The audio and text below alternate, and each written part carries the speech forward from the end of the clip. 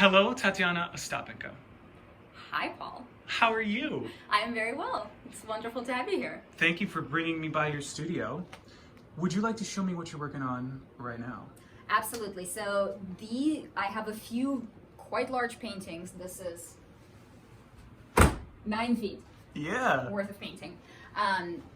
These are for my upcoming solo show at the Multnomah Arts Center.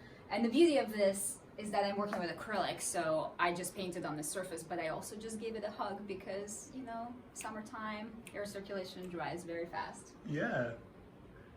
So I'm working on, this one is, I would say, in a kind of like 60 to 70% completion zone at this point. It's the largest canvas I have ever attempted. I've painted murals that are significantly larger. Like my largest mural is 50 feet across. I know that a lot of us artists are working with limited budgets and also limited space. Unless you have access to a full wood shop, and price of lumber has gone up recently, to build a stretcher bar system or purchase a stretcher bar system to stretch this canvas prior to even making it, we're talking about close to $1,000. And I don't want to be sitting on inventory $1,000 worth of something that I don't even know if it's going to work out for me, where the cloth itself, the canvas, is relatively inexpensive, and then the gesso, I always buy raw canvas for this purpose, because the majority of pre-gessoed canvas is very thin and really low quality. Mm-hmm. And also, there are other technical reasons why I feel like this is more resilient. I feel like it will roll and hold better. Once it's painted on, I've had pre-gessoed canvas rip on me when I have to stretch and re-stretch it. I am going to hang it as tapestry. I am really big into removing these barriers to entry and, I don't know, kind of DIY aesthetic and DIY approach, because I think that the exploration and ability to let yourself do whatever you want is way more important than following the conventions and even the object quality for the gallery presentation, because I think if you really enjoyed making a painting, it looks really good, even your gallery shouldn't care that it hangs as a tapestry versus you're not selling the wood. Oh, You're not the woodworker. I know. You're not the woodworker, okay? And if they really think that you need to hang on stretcher bars, let them invest. Okay. At least that's my I know attitude. gallerists who would totally disagree with that, but that's Oh, interesting. I understand. And this is exactly why I have the attitude that I do, is that I think that the disproportionate responsibility for providing all these industry conventions is placed on the hands of an artist, which is most of the time an independent contractor worker. Yes. So, painting on spec. exactly. Right? Maybe they'll buy it someday. Yes, Yeah. so that idea to me is, I really disdain it, and I refuse to play that game, and whoever doesn't want to show it this way, that's cool. You're Ukrainian by birth, and you steeped in that Soviet realist thing as a child, and you're wrestling with that in your own... So the socialist realism is definitely a really big influence on my work. We're all products of our early conditioning. It's inevitable, it's inescapable, so I choose to own it instead of fighting against it, and hopefully use the language itself to subvert the ideas behind the reason why it even existed. I tend to use acrylics for works over a certain size, even though there's some surface quality that I personally prefer the look of oil. For me, the speed and the capturing of the motion, emotion, and the gesture in the moment, that supersedes certain aesthetic kind of surface quality things about oils for me personally. And that slipperiness that oil has is happening here versus Yes. this, a little more, matte, right? This is more matte. It's mainly because of the medium that I use. We can, Let's get into it. Do the tools. Let's get in the weeds. So this is not a paid advertisement, but this is my favorite. I'm gonna be an influencer now. This is my favorite medium because I can open it and do this and breathe over it, and it's not going to affect me. It is an walnut alkyd. So walnut oil generally is very slow drying and does not suit my purposes because I want to work fast. And it's also too runny for what I like. The alkyd has a little bit more, you can tell, the way it's moving even in the bottle. You see, it's pretty runny, it's pretty liquidy, Mm-hmm. but it's more liquidy the way, I don't know, oil itself is, but walnut oil is thinner than, let's say, olive oil. And the alkyd shortens the drying time dramatically. In the summertime, some of these paintings will be dry in less than 12 hours. So again, this medium, I love it, but it does produce a very shiny surface, which looks great to the eye in real time.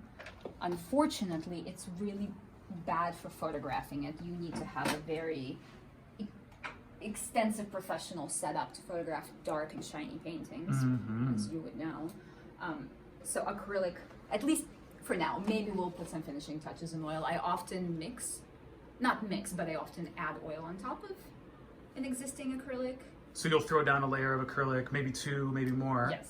And then you finish it out with oil. Sometimes, occasionally. We can look right here. I don't even know if it's going to show on video so much, but there are a few highlights like this area here. You can even see the texture-wise, shine-wise, like this spot is Oh, oil yeah, because some of the, depending on the brand of the paint, a lot of times oils will have a higher pigment load at a higher quality paint, and I just was feeling like my red wasn't punching it up enough. Mm-hmm. I wanted my cadmium to just be like as 211 cadmium, As loud as as possible. loud as cadmium possible. So I added just a little bit of cad red there to bring it in. But it's, So, yeah.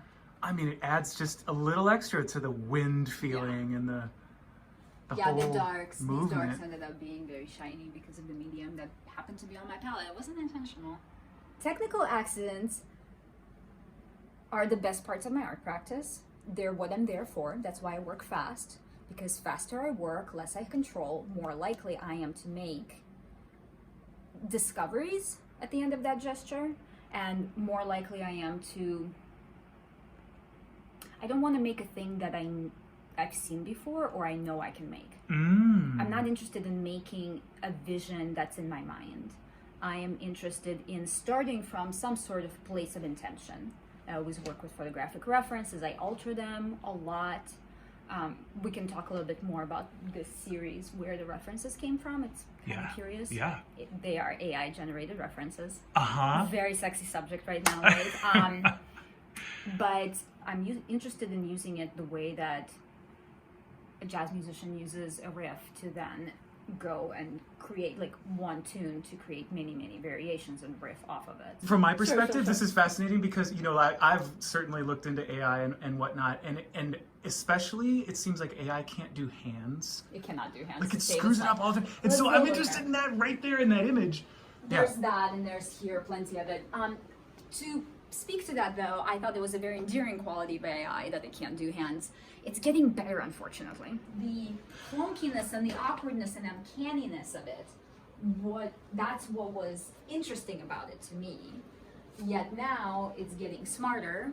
They've taught it better. Uh-huh. And I'm like, oh, look at those perfect faces and hands. That's boring. I don't want to use this anymore.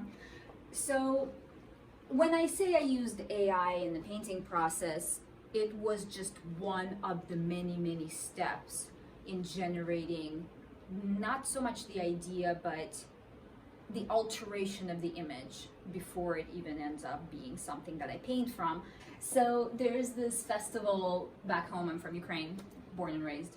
And it's an old folk festival. It's a pagan festival that somehow has survived, 1,000 years of Christianity in that land.